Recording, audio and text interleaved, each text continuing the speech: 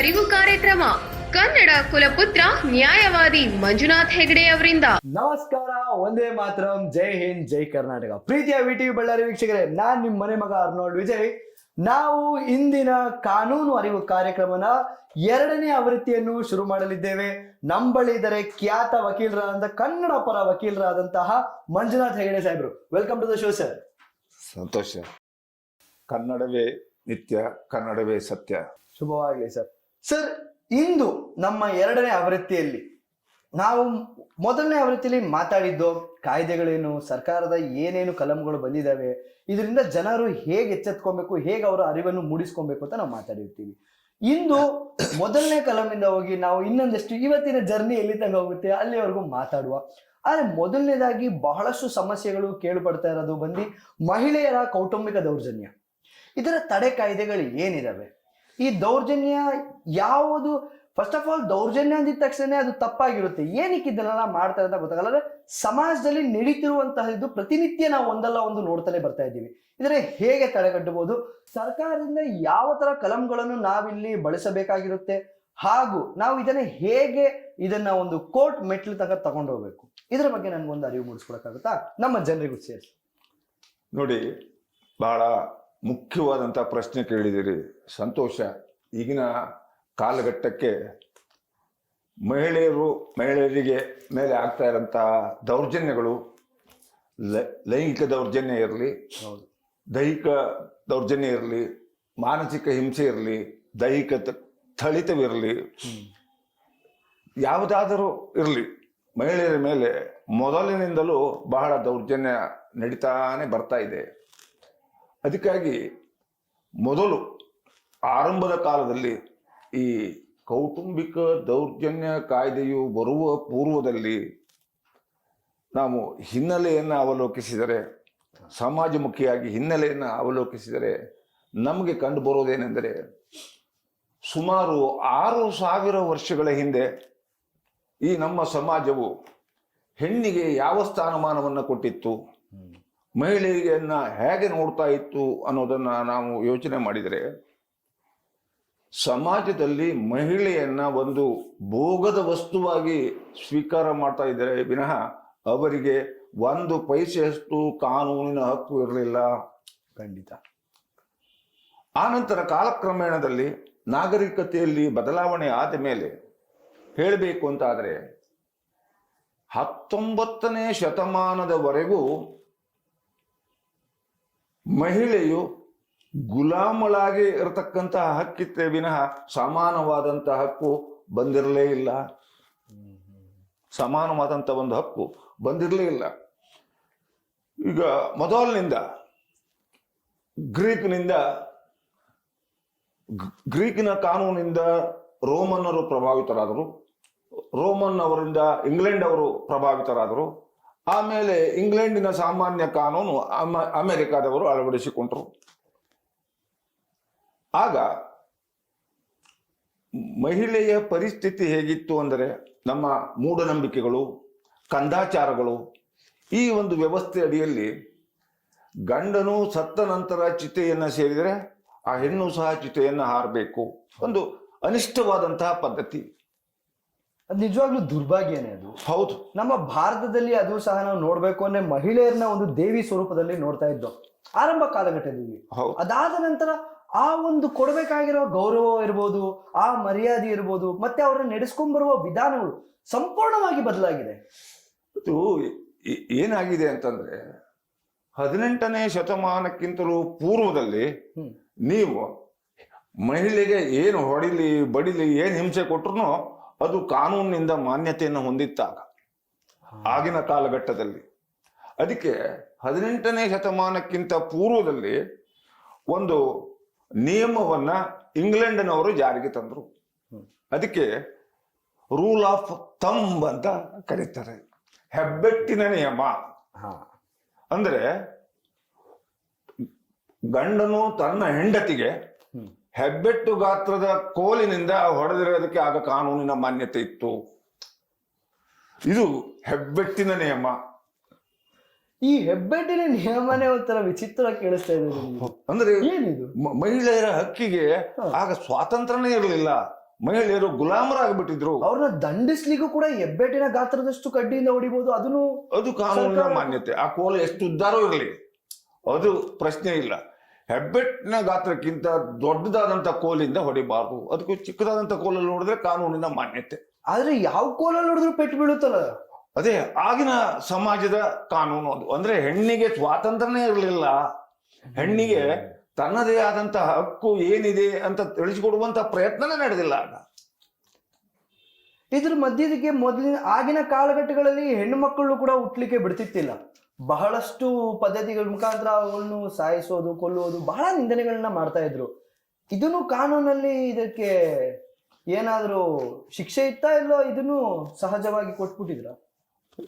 ಈಗ ಮೊದಲಿನ ಕಾಲಘಟ್ಟದಲ್ಲಿ ಸುಮಾರು ಒಂದು 50-60 ಶತಮಾನಗಳ ಹಿಂದೆ ಹೋದ್ರೆ ಹೆಣ್ಣಿನ ದೌರ್ಜನ್ಯ ತಡೆ ಹಿಡಿಯೋದ್ರ ಬಗ್ಗೆ ಯಾವುದು ಕಾನೂನೇ ಇರಲಿಲ್ಲ. ಹೆಣ್ಣಿನ ಹಕ್ಕಿನ ಬಗ್ಗೆ ಯಾವ್ಯಾವ ಕಾನೂನೇ ಇರಲಿಲ್ಲ. ಹೆಣ್ಣು ಅಂದರೆ ಏನು? ಒಂದು ಭೋಗದ ವಸ್ತು, ಮಕ್ಕಳನ್ನ ಹೆರುವಂತಹ ಒಂದು ಯಂತ್ರ, ಮನೆಯೊಳಗೆ ಇರಬೇಕು, ಮಕ್ಕಳ ಲಾಲನೆ ಪೋಷಣೆ ಮಾಡಬೇಕು, ಇಷ್ಟೇ ಬಿಟ್ರೆ ಮತ್ತೆ ಯಾವುದೂ ಇಲ್ಲ. ಅವ್ರಿಗೆ ಯಾವ ಹಕ್ಕು ಇರಲಿಲ್ಲ. ಈ ಹಕ್ಕು, ಹೆಣ್ಣಿಗೊಂದು ಹಕ್ಕು ಇದೆ ಅಂತ ಸಮಾಜಕ್ಕೆ ಗೊತ್ತಾಗಿದ್ದೆ 18-19ನೇ ಶತಮಾನದಲ್ಲಿ ತಿಳಿಯೋಕೆ ಆರಂಭ ಆಯ್ತು. ಅದೇ ಆರಂಭ ಆಗಿದ್ದು ಇಲ್ಲಿಯವರೆಗೆ ಬಂದಿದೆ. ಈ 18-19ನೇ ಶತಮಾನದಲ್ಲಿ ನಾವು ಬ್ರಿಟಿಷ್ ಆಡಳಿತದಲ್ಲಿದ್ದಾಗ, ಸೊ ಅವರ ಕಾರಣದಿಂದ ನಮ್ಮ ಹೆಣ್ಣಿಗಳಿಗೆ ಗೌರವ ಜಾಸ್ತಿ ಆಯ್ತು, ಮತ್ತೆ ಕಾನೂನು ಅವರುಗಳಿಗೆ ಒಂದು ಹಕ್ಕು ಸಿಕ್ತು ಅಂತ ಹೇಳ್ಬೋದಾ? ಇಲ್ಲ, ನಮ್ಗೆ ಏನಾಯ್ತು ಕೇಳಿದ್ರೆ, ನಾವು ಮೂಲತಃ ಬ್ರಿಟಿಷ್ ಕಾನೂನನ್ನ ಅವಲಂಬನೆ ಮಾಡ್ತಾ ಇದ್ದ ಕಾರಣವಾಗಿ ಆಗ ಭಾರತೀಯರಿಗೆ ಈ ಕಾನೂನಿನ ಕಲ್ಪನೆ ಬಹಳ ಕಡಿಮೆ ಇತ್ತು. ಹಾಗೆ ಈ ವಿದ್ಯಾವಂತರ ಸಂಖ್ಯೆ ಬಹಳ ಕಡಿಮೆ ಇತ್ತು. ವಿದ್ಯಾವಂತರ ಸಂಖ್ಯೆ ಕಡಿಮೆ ಇದ್ದ ಕಾರಣವಾಗಿ ಕಾನೂನಿನ ಕಲ್ಪನೆ ಬಹಳ ಕಡಿಮೆನೇ ಇತ್ತು. ಹಾಗಾಗಿ ಈ ಕೌಟುಂಬಿಕ ದೌರ್ಜನ್ಯ ತಡೆ ಕಾಯ್ದೆಗಳ ಬಗ್ಗೆ ಯೋಚನೆ ಮಾಡುವಂತಹ ಒಂದು ವ್ಯವಸ್ಥೆನೇ ಆಗಿರ್ಲಿಲ್ಲ ಆ ಕಾಲಘಟ್ಟದಲ್ಲಿ. ಸೊ ಈಗ ಈ ಕಾಯ್ದೆಗಳು ಬಂದ ನಂತರ ಯಾವ ಯಾವ ಕಲಂಗಳು ಒಂದು ಮಹಿಳೆಯರ ಒಂದು ಅಸ್ತ್ರವಾಗಿ ಅವರ ಬಳಿಗೆ ನಿಂತಿದೆ ಸರ್ಕಾರದ ಪರದಿಂದ? ಈಗ ನಮಗೆ ಸ್ವಾತಂತ್ರ್ಯ ಸಿಕ್ಕು 1947ರಲ್ಲಿ ಏನು ಸ್ವತಂತ್ರ ಸಿಕ್ತು, ಸ್ವತಂತ್ರ ಸಿಕ್ಕಿದ ಮೇಲೆ ಸುಮಾರು 52 ವರ್ಷಗಳ ನಂತರ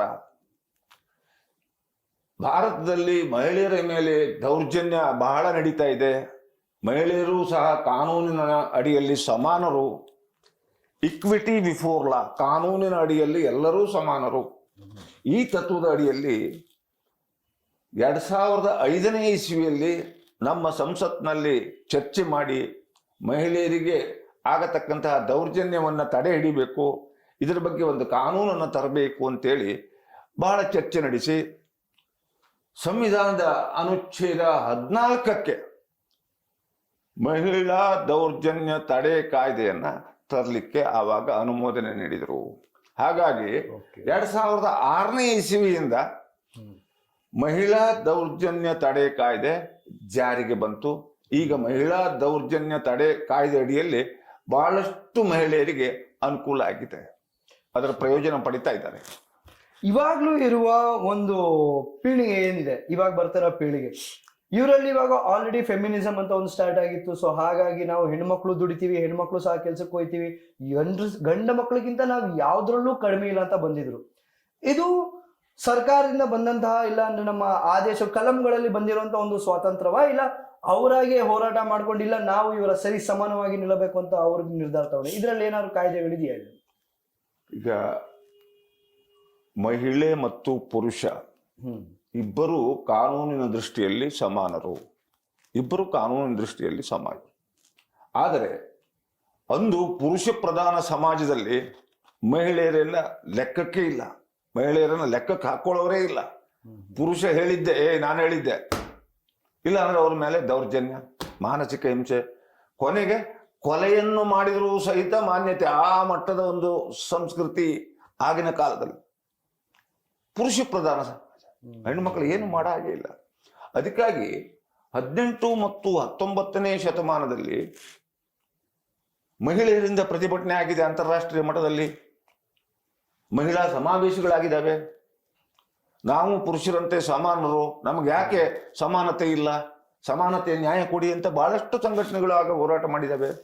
ಆ ಹೋರಾಟದ ಪ್ರಯೋಜನವೇ ಮುಂದೆ ಕಾಯ್ದೆಗಳಾಗಿ ರೂಪುಗೊಳ್ಳಲಿಕ್ಕೆ ಅನುಕೂಲ ಆಯಿತು. ಈಗ ನಮ್ಮ ಭಾರತ ದೇಶಕ್ಕೆ ಕೌಟುಂಬಿಕ ದೌರ್ಜನ್ಯ ಕಾಯ್ದೆ ಬಂದು ಈಗ 19 ವರ್ಷ ಆಯಿತು. 19 ವರ್ಷದಿಂದ ಈ ಕಾನೂನು ಉಪಯೋಗ ಬಹಳ ಮಹಿಳೆಯರಿಗೆ ಆಗಿದೆ. ಆದರೆ ಎಷ್ಟು ನೊಂದ ಮಹಿಳೆಯರು ಇದರ ಪ್ರಯೋಜನವನ್ನ ಪಡ್ಕೊಳ್ತಾ ಇದ್ದಾರೆ ಅನ್ನೋದು ಬಹಳ ಮುಖ್ಯ. ನೊಂದ ಮಹಿಳೆಯರು ಎಷ್ಟು ಜನ ಇದರ ಪರಿಹಾರ ತಗೊಳ್ತಾ ಇದ್ದಾರೆ? ಯಾಕಂದ್ರೆ ಈ ಒಂದು ಕಾಯ್ದೆ ಇದೆ, ಈ ಒಂದು ಕಲಮಿನ ವ್ಯವಸ್ಥೆ ಇದೆ ಅನ್ನೋದು ಇನ್ನೂ ಬಹಳ ಮಹಿಳೆಯರಿಗೆ ಗೊತ್ತಿಲ್ಲ. ಅದು ಗೊತ್ತಾಗಬೇಕು ಅನ್ನೋದೇ ನಿಮ್ಮೆಲ್ಲರ ಪ್ರಯತ್ನ. ಮುಖ್ಯ ಉದ್ದೇಶವೇ ಅದಾಗಿದೆ ಇಲ್ಲಿ. ಈಗ ನೋಡಿ, ಕೌಟುಂಬಿಕ ದೌರ್ಜನ್ಯ ಅಂದರೆ ಕುಟುಂಬದಲ್ಲಿ ಒಂದು ಮಹಿಳೆ ಮೇಲೆ ದೌರ್ಜನ್ಯ, ದೈಹಿಕ ಹಲ್ಲೆ, ದೈಹಿಕ ಹಿಂಸೆ, ಮಾನಸಿಕ ಹಿಂಸೆ, ಲೈಂಗಿಕ ದೌರ್ಜನ್ಯ ಮತ್ತು ಆರ್ಥಿಕವಾಗಿ ಕುಂದುಂಟು ಮಾಡೋದು, ಇವೆಲ್ಲವೂ ಕೌಟುಂಬಿಕ ದೌರ್ಜನ್ಯದ ಅಡಿಯಲ್ಲಿ ಬರ್ತದೆ. ಕೌಟುಂಬಿಕ ದೌರ್ಜನ್ಯ ಶಿಕ್ಷೆಗಳು ವಿಧಿಸಲಾಗುತ್ತೆ. ಈಗ ಮೊದಲನೇದಾಗಿ ಕೌಟುಂಬಿಕ ದೌರ್ಜನ್ಯ ಅಂದರೆ ಏನು ಅಂತ ಈಗ ಹೇಳಿದ್ದೀನಿ. ಅದರ ಜೊತೆಯಲ್ಲಿ ವರದಕ್ಷಿಣೆ ತಗೋಬ, ವರದಕ್ಷಿಣೆ ಮಹಾಪಿಡುಗು. ನಾವು ಈಗ 21ನೇ ಶತಮಾನಕ್ಕೆ ನಮ್ಮ ದೇಶವನ್ನ ಕೊಂಡೊಯ್ತೀವಿ ಅಂತ ಹೇಳ್ತಾ ಇದ್ರು, ಇನ್ನು ಸಂಪೂರ್ಣವಾಗಿ ವರದಕ್ಷಿಣೆಯನ್ನ ನಿರ್ಮೂಲನೆ ಮಾಡಕ್ಕಾಗ್ತಾ ಇಲ್ಲ. ಅದು ವರದಕ್ಷಿಣೆಯ ಪ್ರಸ್ತಾಪವೂ ಸಹಿತ ಈ ಹಿಂಸೆಯ ಒಂದು ಭಾಗವೇ ಆಗಿರುತ್ತದೆ. ಮಹಿಳೆಯ ಹಿಂಸೆಗೆ ಒಂದು ಭಾಗ ವರದಕ್ಷಿಣೆ. ಆಮೇಲೆ ಮಹಿಳೆಯ ಸಮ್ಮತಿ ಇಲ್ಲದೆ ಅತ್ಯಾಚಾರ ಮಾಡೋದು, ಮಹಿಳೆಯ ಒಪ್ಪಿಗೆನೇ ಇರೋದಿಲ್ಲ, ಆ ಮಹಿಳೆಗೆ ಭಯ ಒಡ್ಡೋದು, ಇಲ್ಲ ಅವಳ ಮೇಲೆ ದೈಹಿಕ ಹಲ್ಲೆ ಮಾಡೋದು, ಮಾನಸಿಕ ಹಿಂಸೆ ಮಾಡೋದು, ಇಲ್ಲ ಭಯ ಬೀಳಿಸೋದು, ಇಂಥದ್ದನ್ನು ಮಾಡಿ ಅವರ ಮೇಲೆ ಅತ್ಯಾಚಾರ ಮಾಡೋದೇನಿದೆ ಅಮಾನುಷವಾದಂತಹ ಕೃತ್ಯ, ಅದು ಸಹಿತ ಒಂದು ದೌರ್ಜನ್ಯನೇ, ಕೌಟುಂಬಿಕ ದೌರ್ಜನ್ಯನೇ ಅದು. ಹಾಗಾಗಿ ಯಾವುದೇ ಮಹಿಳೆ ತನ್ನ ಗಂಡನಿಂದಾಗಲಿ ಅಥವಾ ತನ್ನ ಕುಟುಂಬದ ಸದಸ್ಯರಿಂದಾಗಲಿ ದೌರ್ಜನ್ಯಕ್ಕೆ ಒಳಗಾಗಿದ್ದರೆ ಅವರಿಗೆ ಕಾನೂನಿನಲ್ಲಿ ಪರಿಹಾರದ ಮಾರ್ಗ ಇದೆ. ಪರಿಹಾರದ ಮಾರ್ಗ ಇದೆ. ಒಂದನೇದಾಗಿ, ನೊಂದ ಮಹಿಳೆಯು, ಪುರುಷನಿಂದ ಹಿಂಸೆಗೆ ಒಳಗಾದಂತಹ ಮಹಿಳೆಯು, ನಾನೇನು ಮಾಡಲಿ, ಗಂಡನಿಂದ ನನ್ನ ಮೇಲೆ ಹಲ್ಲೆ ಆಗಿದೆ, ಮಾರಣಾಂತಿಕ ಹಲ್ಲೆ ಆಗಿದೆ, ವರದಕ್ಷಿಣೆ ಕಿರುಕುಳ ಇದೆ, ದೈಹಿಕ ಹಿಂಸೆ ಇದೆ, ನನ್ನ ಅರ್ಧ ಶರೀರದ ಅರ್ಧ ಭಾಗನೇ ಹೋಗ್ಬಿಟ್ಟಿದೆ ಗಂಡನ ಹಿಂಸೆಯಿಂದ, ನಾನೇನು ಮಾಡಲಿ, ನನಗೀಗ ಅಡ್ಡಾಡ್ಲಿಕ್ಕೆ ಆಗೋದೇ ಇಲ್ಲ, ದೂರು ಕೊಡಬೇಕು ಅಂದ್ರೆ ಹೋಗ್ಲಿಕ್ಕೆ ಆಗೋದಿಲ್ಲ, ನಾನು ಇಂತಹ ಪರಿಸ್ಥಿತಿಯಲ್ಲಿ ಏನು ಮಾಡಲಿ ಅಂತ ಪಾಪ ಮನೆಯಲ್ಲಿ ಯೋಚನೆ ಮಾಡ್ತಾರೆ. ಕೊಠಡಿಲಿ ಅವ್ರನ್ನ ಕೂಡ ಹಾಕಿರ್ತಾರೆ, ಅವರ ಕಷ್ಟಗಳು ಅಲ್ಲಿ ಆಚೆನೂ ಬರಲ್ಲ, ಆ ಕಿಟಕಿ ಇರ್ಲಿ ಅವರ ಮನೆ ಬಾಗಿಲ ಆಚೆನೆ ಗೊತ್ತಾಗಲ್ಲ ಏನ್ ನಡೀತಾ ಇದೆ ಅಂತ. ಆ ಮಹಿಳೆಗೆ ಊಟದ ವ್ಯವಸ್ಥೆ ಕೊಡೋದಿಲ್ಲ, ಅವರನ್ನ ಕಾನೂನ ಮೀರಿ ತಡೆ ಹಿಡಿಯೋದು, ಒಂದು ಕೋಣೆಯಲ್ಲಿ ಕೂಡಾಕೋದು, ಇವೆಲ್ಲ ಇರ್ತದೆ. ಹೊರಗಡೆ ಹೋಗ್ಲಿಕ್ಕೆ ಆಗೋದಿಲ್ಲ, ನನ್ನ ಸಂಸಾರದಲ್ಲಿ ಇಂತಹ ಒಂದು ದೈಹಿಕ ಹಿಂಸೆ, ಮಾನಸಿಕ ಹಿಂಸೆ ನಡೀತಾ ಇದೆ ನನಗೆ ಅಂತ ಹೊರಗೋಗಿ ಆ ಮಹಿಳೆಗೆ ದೂರು ಕೊಡ್ಲಿಕ್ಕೆ ಆಗೋದೇ ಇಲ್ಲ. ಅದಕ್ಕಾಗಿನೇ ಅಂತ ಪರಿಸ್ಥಿತಿಯಲ್ಲಿ ಕೌಟುಂಬಿಕ ದೌರ್ಜನ್ಯ ಕಾಯ್ದೆ 4ರ ಅಡಿಯಲ್ಲಿ ಅವಕಾಶ ಇದೆ. ಕೌಟುಂಬಿಕ ದೌರ್ಜನ್ಯ ತಡೆ ಕಾಯ್ದೆ ಕಲಂ 4ರ ಅಡಿಯಲ್ಲಿ ಇಂತಹ ಮನೆಯಲ್ಲಿ ಮಹಿಳೆ ಮೇಲೆ ಹಿಂಸೆ ನಡೀತಾ ಇದೆ, ದೌರ್ಜನ್ಯ ನಡೀತಾ ಇದೆ ಅಂತ ಗೊತ್ತಾದ ಯಾವುದೇ ವ್ಯಕ್ತಿ ಇರಲಿ, ಆ ವಿಷಯದ ಸಂಬಂಧಿಸಿ ಯಾವುದಾದರೂ ವ್ಯಕ್ತಿಗೆ ಗೊತ್ತಿದ್ದಲ್ಲಿ ಆ ವ್ಯಕ್ತಿಯು ದೂರನ್ನು ಕೊಡಬಹುದು ರಕ್ಷಣಾಧಿಕಾರಿಗೆ. ವಕೀಲರು ಇವಾಗ ಕಲಂ 4ರಲ್ಲಿ ಇವಾಗ ಒಬ್ರು ಪಕ್ಕದ ಮನೆಯಲ್ಲಿ ಏನೋ ಗಲಾಟೆ ನಡೀತಾ ಇದೆ, ಅವರ ಗಂಡ ಬಂದು ಆಕೆಗೆ ಬಹಳಷ್ಟು ನಿಂದನೆಗಳು ಮಾಡ್ತಾ ಇದ್ದಾನೆ, ಹೊಡಿತಾ ಇದ್ದಾನೆ, ಬಹಳ ಹಿಂಸೆ ಕೊಡ್ತಾ ಇದ್ದಾನೆ ಅಂತ ಇಟ್ಕೊಳ್ಳಿ. ಸೊ ಅವಾಗ ನೆರೆ ಹೊರೆಯವರು ಸಹ ಹೋಗಿ ಕಲಂ 4ರ ಮುಖಾಂತರ ಅವರ ಮೇಲೆ ಕಂಪ್ಲೇಂಟ್ ದಾಖಲಿಸಬಹುದಾ? ಹೌದು, ಅವ್ರಿಗೆ ಯಾವುದೇ ರೀತಿ ಪ್ರಾಬ್ಲಮ್ಗಳಾಗಿರ್ಬೋದು, ಬೇರೆ ತರ ಯಾವುದೇ ಕಿರುಕುಳಗಳು ಯಾವ್ದು ಆಗಲ್ವಾ? ಇಲ್ಲ ಇಲ್ಲ ಇಲ್ಲ. ದೌರ್ಜನ್ಯಕ್ಕೊಳಗಾದಂತಹ ಮಹಿಳೆಗೆ ದೂರು ಕೊಡಲಿಕ್ಕೆ ಅಸಾಧ್ಯವಾದಂತಹ ಪರಿಸ್ಥಿತಿ ಇದ್ದರೆ ಆ ಘಟನೆಗೆ ಸಂಬಂಧಿಸಿ ಯಾವ ವ್ಯಕ್ತಿಗೆ ತಿಳಿದಿದೆಯೋ ಆ ವ್ಯಕ್ತಿಯು ಸರ್ಕಾರದ ರಕ್ಷಣಾಧಿಕಾರಿ ಅಂತ ಇರ್ತಾರೆ ಜಿಲ್ಲಾ ಮಟ್ಟದಲ್ಲಿ, ಅವರಿಗೆ ದೂರನ್ನು ನೀಡಬಹುದು. ಅವರಿಗೆ ಕಲಂ 4 ಅದನ್ನೇ ಹೇಳ್ತದೆ, ನೀವು ಅದನ್ನು ಅಲ್ಲಿ ದೂರು ನೀಡಿ. ಆ ಮಹಿಳೆನೇ ಹೋಗಿ ದೂರು ಕೊಡಬೇಕು ಅಂತ ಏನಿಲ್ಲ. ಆ ಮಹಿಳೆಗೆ ಸಂಬಂಧಿಸಿದ ಇತರೆ ಸಂಬಂಧಿಕರು ಕೊಡಬಹುದು. ಇಲ್ಲ ಯಾರಾದರೂ ಆ ಘಟನೆ ನಡೆದಿದ್ದು ಗೊತ್ತಿದೆ, ಇಂತಹ ಘಟನೆ ಆಗ್ತಾ ಇದೆ ಅನ್ನುವಂಥ ತಿಳುವಳಿಕೆ ಇದೆ ಅಂದ್ರೆ ಖಂಡಿತವಾಗಿ ರಕ್ಷಣಾಧಿಕಾರಿಯ ಮುಂದೆ ದೂರು ಕೊಡಲಿಕ್ಕೆ ಅವಕಾಶ ಇದೆ ಕಲಂ 4 ಅಡಿಯಲ್ಲಿ. ಸೊ ಹಾಗಾಗಿ ಇನ್ನ ಯಾವುದೇ ಮಹಿಳೆಯರು ದೌರ್ಜನ್ಯಕ್ಕೊಳಗಾದಲ್ಲಿ ಇಲ್ಲ ನಿಮ್ಮ ಕಣ್ಣು ಮುಂದೆ ಕಂಡು ಬಂದಲ್ಲಿ ಜನಸಾಮಾನ್ಯರು ಧೈರ್ಯವಾಗಿ ಹೋಗಿ ಕಲಂ 4 ಮುಖಾಂತರ ಅವರು ದೂರನ್ನು ದಾಖಲಿಸಬಹುದು. ಹೌದೌದು, ಖಂಡಿತವಾಗಿ. ಈ ರಕ್ಷಣಾಧಿಕಾರಿಯು ನೊಂದ ಮಹಿಳೆಯಿಂದ ಅರ್ಜಿಯನ್ನ ಸ್ವೀಕಾರ ಮಾಡಿದ ನಂತರ ನಮೂನೆ 1 ಅಂತಿದೆ. ಆ ನಮೂನೆ 1 ತುಂಬಿ ಪ್ರಥಮ ದರ್ಜೆ ನ್ಯಾಯಿಕ ದಂಡಾಧಿಕಾರಿಗಳಿಗೆ ಈ ದೌರ್ಜನ್ಯದ ವಿಷಯವನ್ನೆಲ್ಲ ಬರೆದು ನ್ಯಾಯಾಲಯಕ್ಕೆ ಕಳಿಸಬೇಕು. ರಕ್ಷಣಾಧಿಕಾರಿಯು ನ್ಯಾಯಾಲಯಕ್ಕೆ ಸಹಕಾರಿಯಾಗಿ ತನ್ನ ಕಾರ್ಯವನ್ನು ನಿರ್ವಹಿಸಬೇಕು. ಇದು ಕಲಂ 4ರಲ್ಲಿ ಸ್ಪಷ್ಟವಾದಂತ ಉಲ್ಲೇಖ ಇದೆ. ಸೊ ಇದರಲ್ಲಿ ರಕ್ಷಣಾಧಿಕಾರಿಗಳು ಸಹ ಆ ಮಹಿಳೆಯ ಪರವಾಗಿ ನಿಂತು ಅವರ ದಾಖಲಾತಿಗಳನ್ನು ತಗೊಂಡು ಅವ್ರ ಪರವಾಗಿ ನಿಂತು ಹೋರಾಡಬೇಕು. ಹೌದೌದು. ಮಹಿಳೆಯರ ದೌರ್ಜನ್ಯ ಕಡಿಮೆ ಆಗಬೇಕು, ನೊಂದ ಮಹಿಳೆಯರಿಗೆ ಅನುಕೂಲ ಆಗಬೇಕು, ಅವರಿಗೆ ಸಿಗತಕ್ಕಂತಹ ಪರಿಹಾರಗಳು ಸಿಗಬೇಕು ಅನ್ನೋದೇ ಈ ಕಾಯ್ದೆಯ ಸದುದ್ದೇಶ.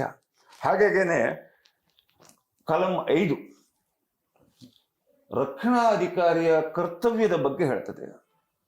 ರಕ್ಷಣಾಧಿಕಾರಿಯು ಒಂದು ವೇಳೆ ನೊಂದ ಮಹಿಳೆಯು ದೂರನ್ನ ಕೊಟ್ಟಿದ ಮೇಲೆ, ಅರ್ಜಿಯನ್ನ ಕೊಟ್ಟ ಮೇಲೆ ಮಹಿಳಾ ದೌರ್ಜನ್ಯ ತಡೆ ಕಾಯ್ದೆ ಅಡಿಯಲ್ಲಿ ಆ ಮಹಿಳೆಗೆ ಸಿಗಬೇಕಾದಂತಹ ಸವಲತ್ತುಗಳ ತಿಳುವಳಿಕೆಯನ್ನು ಕೊಡತಕ್ಕದ್ದು ಆ ಅಧಿಕಾರಿ. ಆ ಮಹಿಳೆಗೆ, ನೊಂದ ಮಹಿಳೆಗೆ ಈ ಕಾನೂನು ಅಡಿಯಲ್ಲಿ ನಿಮಗೆ ಇಂತಿಂತಹ ಸವಲತ್ತುಗಳಿದಾವೆ ಅನ್ನೋದನ್ನ ತಿಳಿಸಬೇಕು. ಸೊ ಅವ್ರಿಗೂ ಅಲ್ಲಿ ಆ ಯಾರ ರಕ್ಷಣಾಧಿಕಾರಿಗಳಿದ್ದಾರೆ ಅವರು ಆ ಮಹಿಳೆ, ನೊಂದ ಮಹಿಳೆಗೆ ಅವ್ರು ಬೇಕಾಗಿರುವಂತಹ ಕಲಂ ಬಗ್ಗೆ ಮತ್ತು ಅವರ ಕಾರ್ಯ ಏನಿರುತ್ತೆ ಅವರಿಗೆ ಅರಿವು ಮೂಡಿಸ್ಬೇಕು. ಹೌದು. ಈಗ ಅವರ ರಕ್ಷಣೆಗಳನ್ನು ಅವ್ರು ಹೇಳ್ಕೊಡ್ಬೇಕು. ಉದಾಹರಣೆಗೆ ಒಬ್ಬ ಮಹಿಳೆ ಅಗದಿ ಬಡವಳಿರ್ತಾಳೆ, ಆರ್ಥಿಕವಾಗಿ ಚೆನ್ನಾಗಿರೋದಿಲ್ಲ, ಪರಿಸ್ಥಿತಿ ಬಹಳ ಚಿಂತಾಜನಕವಾಗಿರ್ತದೆ ಆರ್ಥಿಕವಾಗಿ. ಆಗ ಆ ಮಹಿಳೆಗೆ ನಿಮಗೆ ಉಚಿತ ಕಾನೂನು ಸೇವೆಯ ಸೌಲಭ್ಯ ಇದೆ ಅನ್ನತಕ್ಕಂಥ ವಿಷಯವನ್ನು ತಿಳಿಸಬೇಕು. ನ್ಯಾಯಾಲಯದಲ್ಲಿ ಅಗದಿ ಹಿಂದುಳಿದವರಿಗೆ, ಆರ್ಥಿಕವಾಗಿ ಹಿಂದುಳಿದವರಿಗೆ, ಹಣ ಕೊಟ್ಟು ಪ್ರಕರಣ ನಡೆಸಲಿಕ್ಕೆ ಅಸಾಧ್ಯ ಇರತಕ್ಕಂತಹ ಜನರಿಗೆ ಉಚಿತ ಕಾನೂನು ನೆರವು ನ್ಯಾಯಸ್ಥಳದಲ್ಲಿ ದೊರೆಯುತ್ತದೆ. ನ್ಯಾಯಾಂಗದಲ್ಲಿ ಆ ವ್ಯವಸ್ಥೆ ಇದೆ ಅನ್ನೋದನ್ನು ಅವರಿಗೆ ತಿಳಿಸಬೇಕು. ಅಧಿಕಾರಿಯ ಕರ್ತವ್ಯ. ಒಂದು ವೇಳೆ ಅವರು ತಿಳಿಸ್ಲಿಲ್ಲ, ಅವ್ರ ಕರ್ತವ್ಯ ಅವರು ನಿಭಾಯಿಸ್ತಿಲ್ಲ, ಸೊ ಅವರ ಮೇಲೆ ಏನಾದ್ರು ಕ್ರಮ ತಗೊಬೋದಾ?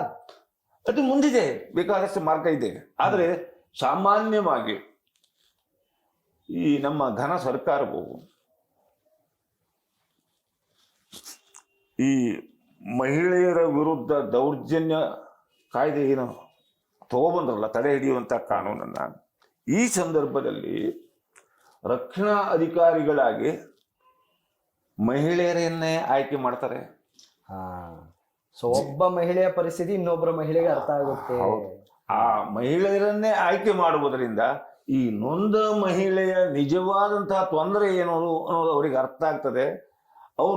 ಅವರಿಗೆ ಏನೇನು ಈ ಕಾನೂನಿನ ಅಡಿಯಲ್ಲಿ ಸೌಲಭ್ಯ ಸಿಗ್ತದೋ ಅದನ್ನು ವ್ಯವಸ್ಥೆ ಮಾಡಲಿಕ್ಕೆ ಅನುಕೂಲ ಆಗ್ತದೆ ಅನ್ನೋದೇ ಉದ್ದೇಶ ಅದು. ಹಾಗಾಗಿ ಜಿಲ್ಲಾ ಮಟ್ಟದಲ್ಲಿ ರಕ್ಷಣಾ ಅಧಿಕಾರಿಗಳಾಗಿ ಮಹಿಳಾ ಅಧಿಕಾರಿಗಳನ್ನೇ ಆಯ್ಕೆ ಮಾಡ್ತಾರೆ. ಈ ವ್ಯವಸ್ಥೆ ಈಗಲೂ ಇದೆ. ಹಾಗೇನೆ ಈ ನೊಂದ ಮಹಿಳೆ ಒಂದು ವೇಳೆ ಕಾನೂನಿನ ಕಲ್ಪನೆ ಇರೋದಿಲ್ಲ, ಅವಿದ್ಯಾವಂತರು ಇರ್ತಾರೆ, ಅಂಥವರಿಗೆ ನೀವು ಹೇಗೆ ದೂರು ಕೊಡಬೇಕು, ದೂರಿನಲ್ಲಿ ಯಾವ್ಯಾವ ಅಂಶಗಳು ಇರಬೇಕು, ನಿಜವಾದಂತಹ ಸತ್ಯ ಘಟನೆಗಳನ್ನ ಅದರಲ್ಲಿ ತಿಳಿಸ್ಲಿಕ್ಕೆ ಇವರು ಸಹಕಾರಿಯಾಗಿ ನಿಲ್ತಾರೆ. ನಿಮಗೆ ದೂರು ಕೊಡುವಂತಹ ಹಕ್ಕಿದೆ, ಉಚಿತ ಕಾನೂನಿನ ಸೇವೆಯನ್ನ ಪಡೆಯುವಂತಹ ಹಕ್ಕಿದೆ. ಇದೆಲ್ಲದರ ತಿಳುವಳಿಕೆಯನ್ನ ಆ ರಕ್ಷಣಾ ಅಧಿಕಾರಿಗಳು ನೊಂದ ಮಹಿಳೆಗೆ ಕೊಡತಕ್ಕದ್ದು. ಇದು ಅವರ ಕಲಂ 5ರ ಅಡಿಯಲ್ಲಿ ಕೊಡಲೇಬೇಕು. ಅವರ ಕರ್ತವ್ಯ ಮಾಡಲೇಬೇಕಾಗುತ್ತೆ. ಆಮೇಲೆ ನೀವು ಗಂಡ ಅತ್ತೆ ಮಾವ ಯಾರೋ ಮನೆಯಿಂದ ಒದ್ದು ಹೊರಗೆ ಹಾಕ್ತಾರೆ ಯಾವುದೋ ಕಾರಣಕ್ಕೆ ಹೆಂಡತಿಯನ್ನ, ಆಗ ಆ ಮಹಿಳೆ ಎಲ್ಲಿ ವಾಸ ಮಾಡಬೇಕು? ನಿರ್ಗತಿಗಳಾಗಿರ್ತಾರೆ. ಹೌದು. ಹಾಗಾಗಿ ಆ ಮಹಿಳೆಗೆ ರಕ್ಷಣಾ ಅಧಿಕಾರಿಯು ನಿಮಗೆ ವಾಸದ ಮನೆಯ ಹಕ್ಕು ಸಹ ಇದೆ ಅನ್ನತಕ್ಕಂಥ ತಿಳುವಳಿಕೆಯನ್ನು ಕೊಡಬೇಕು. ವಾಸದ ಮನೆಯ ಹಕ್ಕು ಸಹ ಮಹಿಳೆಗೆ ಇದೆ ಅನ್ನುವಂಥ ತಿಳುವಳಿಕೆಯನ್ನ ಕೊಡಬೇಕು. ಆ ವಿಷಯವನ್ನ ತಮ್ಮ ದೂರಿನಲ್ಲಿ ದಾಖಲಿಸಬೇಕು. ಹಾಗಾಗಿ ವಾಸದ ಮನೆಯ ಹಕ್ಕಿದೆ, ವಾಸ್ತವ ಇದೆ ಇಲ್ಲಿ. ಎಲ್ಲಾ ತರ ಹಕ್ಕುಗಳು ಇವಾಗ ಆಲ್ಮೋಸ್ಟ್ ಎಲ್ಲರಿಗೂ ಸಿಕ್ಕಿದೆ, ಬಟ್ ಅವರಿಗೆ ಅರಿವು ಮೂಡಿಲ್ಲ. ಆದ ಕಾರಣ ಇವಾಗ ಎಲ್ಲರೂ ಪರಿಸ್ಥಿತಿ ಬಹಳ ಹದಗೆಟ್ಟೋಗಿದೆ. ಹೌದೌದು ಹೌದು. ಆಮೇಲೆ ಮಹಿಳೆ ದೌರ್ಜನ್ಯಕ್ಕೆ ಒಳಗಾಗಿದ್ದಾಳೆ, ದೈಹಿಕವಾಗಿ ಹಲ್ಲೆ ನಡೆದಿದೆ, ಮಾರಣಾಂತಿಕವಾದಂತಹ ಹಲ್ಲೆ ನಡೆದಿದೆ. ಅಂತ ಸಮಯದಲ್ಲಿ ರಕ್ಷಣಾ ಅಧಿಕಾರಿಯು ನಿಮಗೆ ಔಷಧಿಯ ಸೌಲಭ್ಯ ಇದೆ ಅನ್ನತಕ್ಕಂಥದ್ದನ್ನು ತಿಳಿಸಬೇಕು. ಆ ಹಕ್ಕು ನಿಮಗಿದೆ, ನೀವೇನು ಯೋಚನೆ ಮಾಡೋ ಅವಶ್ಯಕತೆ ಇಲ್ಲ, ಮಹಿಳೆಯರು ಕಂಗಾಲಾಗುವಂತ ಅವಶ್ಯಕತೆ ಇಲ್ಲ ಅಂತೇಳಿ ರಕ್ಷಣಾ ಅಧಿಕಾರಿಯು ಅವರಿಗೆ ಇರತಕ್ಕಂತ ಹಕ್ಕುಗಳನ್ನ ತಿಳಿಸತಕ್ಕದ್ದು. ಇವಿಷ್ಟು ಕಾಯ್ದೆ 5ರಲ್ಲೇ ಬರುತ್ತಾ? ಇದು ಕಲಂ 7ರಲ್ಲಿ ಔಷಧಿಯ ವ್ಯವಸ್ಥೆ ಬರ್ತದೆ. ಕಲಂ 6ರಲ್ಲಿ ಮನೆಯ ವಾಸಕ್ಕಾಗಿ ಇರತಕ್ಕಂತ ಹಕ್ಕು ತಿಳಿಸ್ತದೆ. ಅದು ಸವಿಸ್ತಾರವಾಗಿದೆ. ಮಹಿಳೆಯರು ಈಗ ಈ ಸಮಯದಲ್ಲಿ ಇಷ್ಟನ್ನು ತಿಳಿದುಕೊಂಡ್ರೆ, ಮೂಲಭೂತವಾಗಿ ತಿಳಿದುಕೊಂಡ್ರೆ ಬಹಳ ಅನುಕೂಲ ಆಗ್ತದೆ. ಆಮೇಲೆ ನಿಮಗೆ ಅಂದ್ರೆ ಮಹಿಳೆಯರಿಗೆ, ಯಾರು ನೊಂದ ಮಹಿಳೆಯರಿದ್ದಾರೋ ಆ ಮಹಿಳೆಯರಿಗೆ ಪರಿಹಾರವನ್ನ ಕೇಳುವಂತಹ ಹಕ್ಕಿದೆ.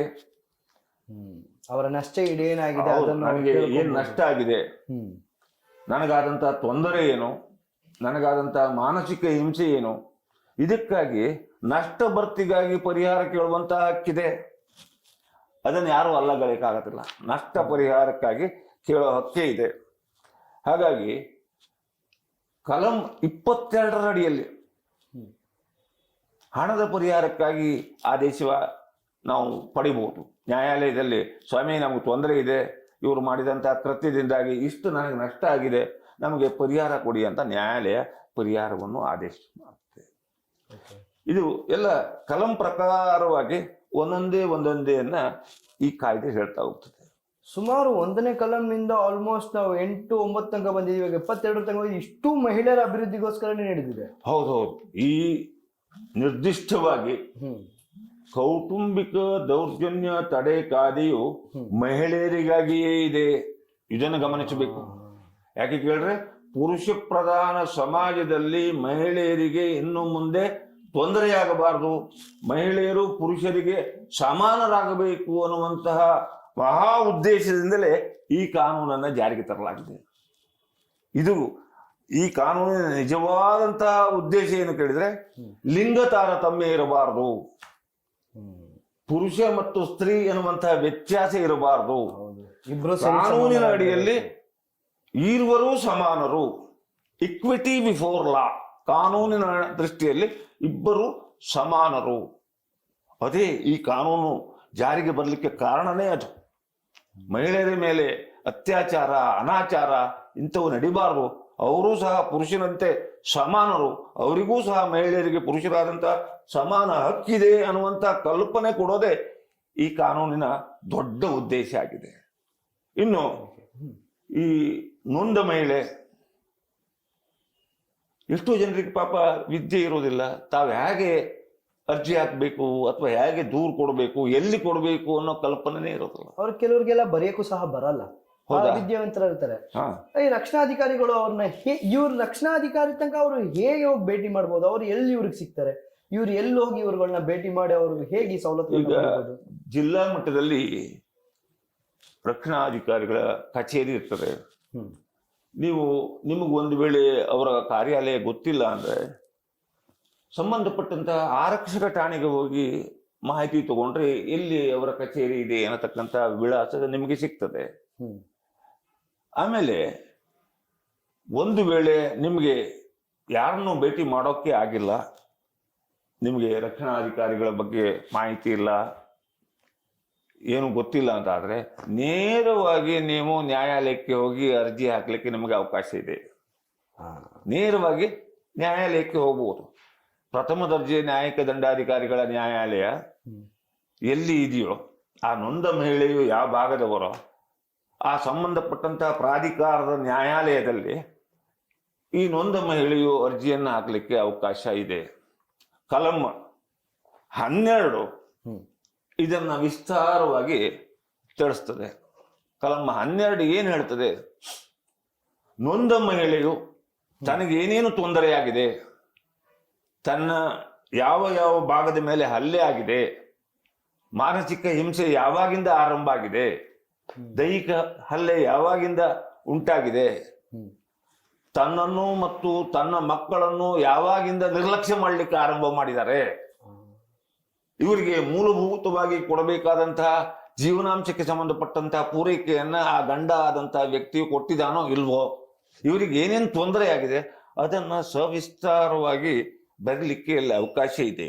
ಅದು ನಮೂನೆ 2 ಅಂತ ಒಂದು ನಮೂನೆ ಇದೆ, ಹಾಗೂ ನಮೂನೆ 3 ಅಂತ ಒಂದಿದೆ. ನಮೂನೆ 2ರಲ್ಲಿ ಈ ವಿಷಯಗಳನ್ನು ನಮೂದಿಸಿ, ನಮೂನೆ 3ರಲ್ಲಿ ನೊಂದ ಮಹಿಳೆಯು, ಬಾಧಿತ ಮಹಿಳೆಯು ತನ್ನ ಪ್ರಮಾಣ ಪತ್ರದಲ್ಲಿ ಇವೆಲ್ಲವನ್ನು ತನಗಾದಂಥ ಎಲ್ಲ ಅನ್ಯಾಯವನ್ನು ವಿವರಿಸತಕ್ಕದ್ದು. ಇದು 12ನೇ ಕಲಮು ಸ್ಪಷ್ಟವಾಗಿ ಅವಕಾಶ ಕೊಟ್ಟಿದೆ. ಮಹಿಳೆಯರು ರಕ್ಷಣಾಧಿಕಾರಿ ಮುಂದೆ ಹೋಗ್ಬೇಕು ಅಂತನೂ ಇಲ್ಲ, ಒಂದ್ ವೇಳೆ ಗೊತ್ತಿಲ್ಲ ಅಂತ ಆದ್ರೆ ನೇರವಾಗಿ ನ್ಯಾಯಾಲಯದಲ್ಲಿ ತಮಗಾದಂತಹ ತೊಂದರೆ ನೋವುಗಳನ್ನು ಹೇಳಲಿಕ್ಕೆ ಕಲಂ 12 ಅವಕಾಶ ಕೊಟ್ಟಿದೆ. ಇನ್ನು ಯಾವ್ಯಾವ ತರ ಸವಲತ್ತುಗಳು ಮತ್ತೆ ಇನ್ನು ಇಷ್ಟು ಕಲಂಗಳು ಮಹಿಳೆಯರ ಪರವಾಗಿ ನಿಂತಿದೆ? ಇನ್ನೂ ಇದೆ, ಇನ್ನೂ ಬಹಳ ಕಾನೂನು ಇದೆ. ಯಾಕೆ ಕೇಳಿದ್ರೆ ನಮಗೆ 18ನೇ ಶತಮಾನದವರೆಗೂ ಹೆಣ್ಣಿನ ಬಗ್ಗೆ ಈ ಲಿಂಗ ತಾರತಮ್ಯ, ಪುರುಷ ಪ್ರಧಾನ ಸಮಾಜದಲ್ಲಿ ಸ್ಪಷ್ಟವಾದಂತಹ ಕಾನೂನುಗಳನ್ನ ಸಮಾಜದಲ್ಲಿ ತರಲಿಕ್ಕೆ ಆಗಲೇ ಇಲ್ಲ.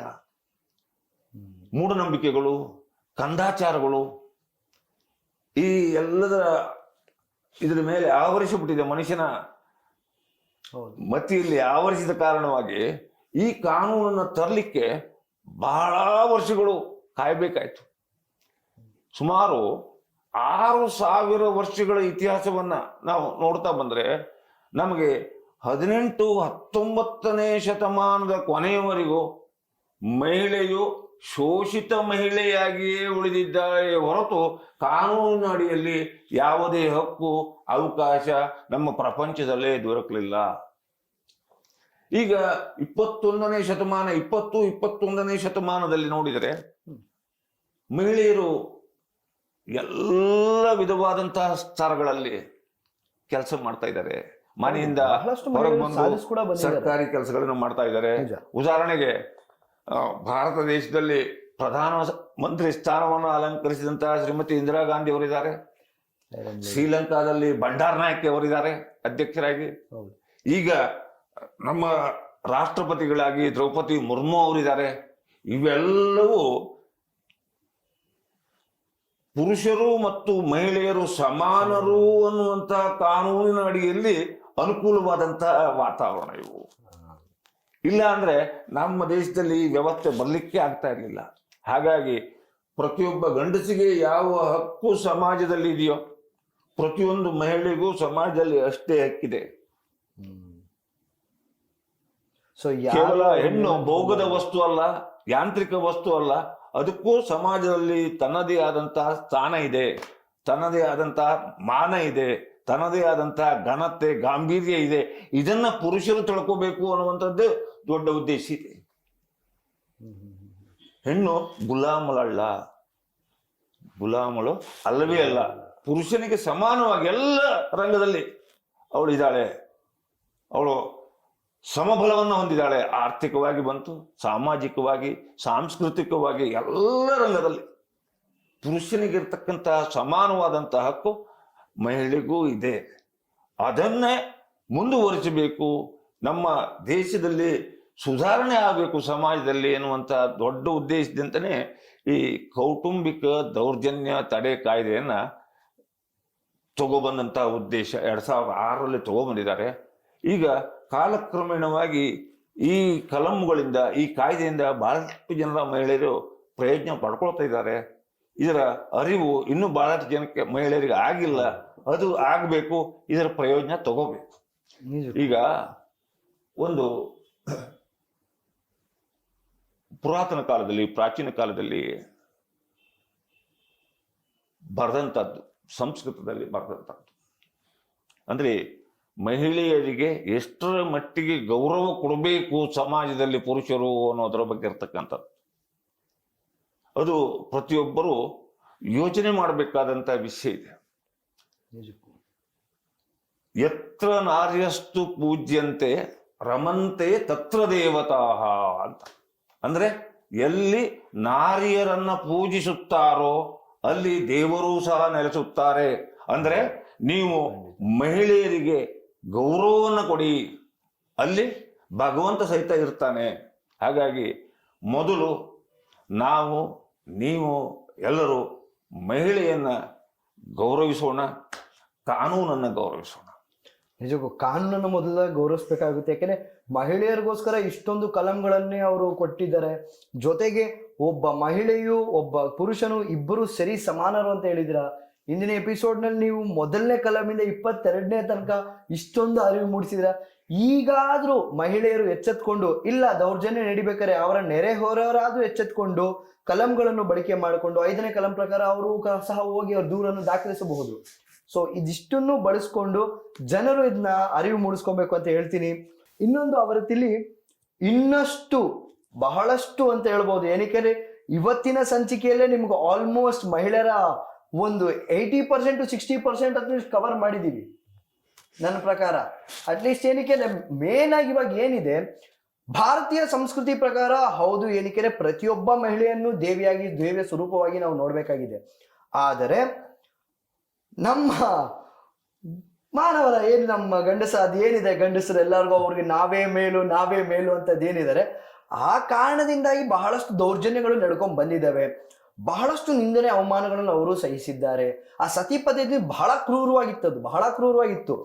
ಅದಕ್ಕೆ ಒಂದು ಫುಲ್ ಸ್ಟಾಪ್ ಅನ್ನೋದು ಒಂದು ಸರ್ಕಾರ ಇಕ್ಕಿದೆ ಈ ಕಲಂಗಳ ಮುಖಾಂತರ. ಇವಾಗ್ಲೂ ಸಹ ಏನು ಆ ವರದಕ್ಷಿಣೆಗಳು ಪಡೆಯೋದಿರ್ಬೋದು, ಅದ್ರ ಜೊತೆಗೆ ಮನೆಗೆ ಬಂದಂತ ಬಹಳಷ್ಟು ಅವುಗಳನ್ನ ಅವಮಾನ ಮಾಡುವ ಒಂದು ಕೆಲಸದವಳ ರೀತಿ ಅವರನ್ನು ಟ್ರೀಟ್ ಮಾಡುವುದುಂಟಲ್ಲ, ಇದು ನಿಜಕ್ಕೂ ನಿಂದನೆ ಕಡೆ. ಬಿಕಾಸ್ ಇದರಲ್ಲಿ ಏನ್ ನಡೆಯುತ್ತೆ ಅಂದ್ರೆ, ಪಾಪ ಅವಳದೇ ಆದಂತ ಒಂದು ಸ್ವತಂತ್ರ ಇರಲ್ಲ. ಅವರ ಮನೆಯಲ್ಲಿ ಹುಟ್ಟು ಬೆಳೆದಿರ್ತಾರೆ, ಮತ್ತೆ ಬೇರೆ ಮನೆಗೆ ಹೋಗಿರ್ತಾರೆ, ಅವರ ಜೀವನ ಅಲ್ಲಿ ಶುರು ಮಾಡ್ಬೇಕು ಅಂತಾರೆ. ಬಟ್ ಅಲ್ಲಿ ನಿಂದನೆಗಳು, ಅವಮಾನಗಳು, ಅದರ ಜೊತೆ ಬಹಳಷ್ಟು ತೊಂದರೆಗಳನ್ನ ಅವ್ರು ಎದುರಿಸ್ತಾ ಇರ್ತಾರೆ. ಯಾರಿಗೆ ಹೇಳೋದು, ಏನು ಮಾಡೋದು ಅಂತ ಗೊತ್ತಿಲ್ಲದೆ ಹಲವಾರು ಜನ ಸೂಸೈಡ್ ಮಾಡ್ಕೊಂಡು ಸತ್ತೋಗಿದ್ದಾರೆ. ಸೊ ದಯವಿಟ್ಟು ನಮ್ಮ ಕಾರ್ಯಕ್ರಮದ ಮುಖಾಂತರ ನಾವು ಏನು ಕೇಳ್ಕೊಂತೀವಿ ಅಂದ್ರೆ, ಸರ್ಕಾರವನ್ನು ತಿಳಿದುಕೊಳ್ಳಿ. ಬಹಳಷ್ಟು ಕಲಂಗಳು, ನ್ಯಾಯಗಳು ನಿಮಗೋಸ್ಕರನೇ ಕಾಯ್ತಾ ಇದ್ದೇವೆ. ಅದನ್ನು ಬಳಸ್ಕೊಳ್ಳಿ. ನೀವು ಸರಿಸಾಮಾನ್ಯರಿದ್ದೀರಿ, ದಯವಿಟ್ಟು ಎಚ್ಚೆತ್ಕೊಳ್ಳಿ ಅಂತ ನಾವು ಈ ಕಾರ್ಯಕ್ರಮ ಮುಖಾಂತರ ಕೇಳ್ಕೊಬೇಕಾಗುತ್ತೆ. ಏನೈತ್ರ ಸರ್? ಹೌದು, ಈ ಕಾರ್ಯಕ್ರಮ ಬಹಳ ಒಳ್ಳೆ ಕಾರ್ಯಕ್ರಮ.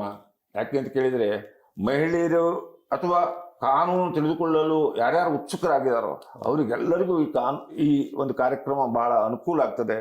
ಈ ಮುಂದಿನ ಸಂಚಿಕೆಯಲ್ಲಿ ಕೌಟುಂಬಿಕ ದೌರ್ಜನ್ಯ ತಡೆ ಕಾಯ್ದೆ ಜೊತೆಯಲ್ಲಿ ಮಹಿಳೆಯರಿಗೆ ಮೂಲಭೂತ ಸೌಕರ್ಯಗಳು ಗಂಡನಿಂದ ತಾವು ಹೇಗೆ ಪಡೆಯಬಹುದು, ಜೀವನಾಂಶವನ್ನ, ಆ ವಿಷಯಗಳು ಬಹಳ ವಿಸ್ತಾರವಾಗಿದೆ. ಮುಂದಿನ ಸಂಚಿಕೆಯಲ್ಲಿ ಅದನ್ನ ಮಾತನಾಡೋಣ. ಇಲ್ಲಿವರೆಗೆ ನಮಗೆ ಕಾರ್ಯಕ್ರಮ ಮಾಡಲಿಕ್ಕೆ ಅವಕಾಶ ಕೊಟ್ಟಂತಹ VTV ಸಂಸ್ಥೆ ಬಳ್ಳಾರಿಯವರಿಗೆ ಈ ಮೂಲಕ ಕೃತಜ್ಞತೆಯನ್ನು ಅರ್ಪಿಸ್ತೇನೆ.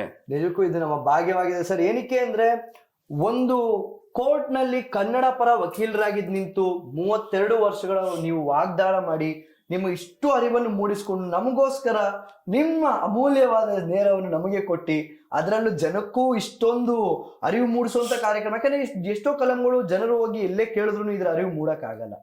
ನಾವು ಹೇಗೆ ಕೂತ್ಕೊಂಡು ಮಾತಾಡ್ತೀವಿ, ಇಷ್ಟು ಸ್ವತಂತ್ರ ಅವ್ರಲ್ಲಿ ಹೋಗಿ ಕೂತ್ಕೊಂಡು ಯಾವುದೇ ಅಧಿಕಾರಿ ಜೊತೆ ಕೂತ್ಕೊಂಡ್ರು ಅವರು ಆ ತರ ನೋಡಲ್ಲ, ಇಷ್ಟು ವಿವರವಾಗಿ ಅವ್ರು ತಿಳಿಸಲ್ಲ.